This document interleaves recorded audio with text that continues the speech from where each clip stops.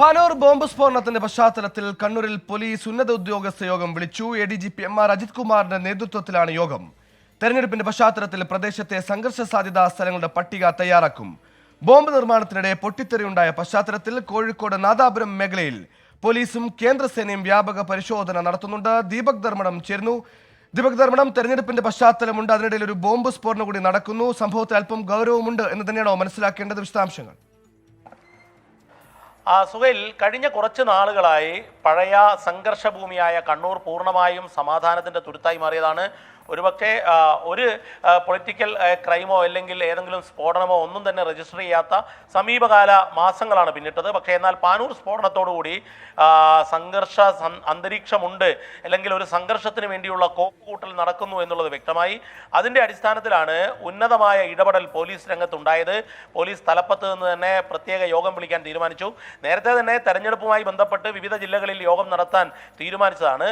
എന്നാൽ law and order ചുമതലയുള്ള ADGP MR Ajith Kumar കണ്ണൂരിൽ പ്രത്യേക യോഗം വിളിച്ചിരിക്കുന്നു. 2 ജില്ലാ പോലീസ് മേധാവിമാരും, അതായത് കണ്ണൂർ സിറ്റി പോലീസ് മേധാവി അജിത് കുമാറും അതുപോലെ തന്നെ ഹേമലത റൂറൽ പോലീസ് മേധാവി ഹേമലത, ഇവരെയും യോഗത്തിന് വിളിച്ചിരിക്കുന്നു. DYSP ഉൾപ്പെടെയുള്ള ഉദ്യോഗസ്ഥർ യോഗത്തിൽ ഹാജരാവാനാണ് നിർദ്ദേശം നൽകിയിരിക്കുന്നത്.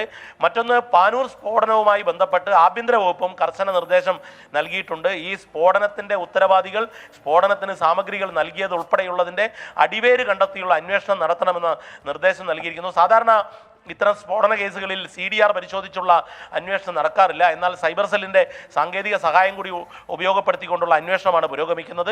ആ കേസ് കൂടി ADGP നേരിട്ട് റിവ്യൂ ചെയ്യുന്നു എന്നുള്ളതാണ് നമുക്ക് അറിയാൻ സാധിച്ചത്. ഇതിനിടയിലാണ് തൊട്ടടുത്ത അതിർത്തി, പാനൂരുമായി അതിർത്തി പങ്കിടുന്ന മണ്ഡലമാണ് നാദാപുരം.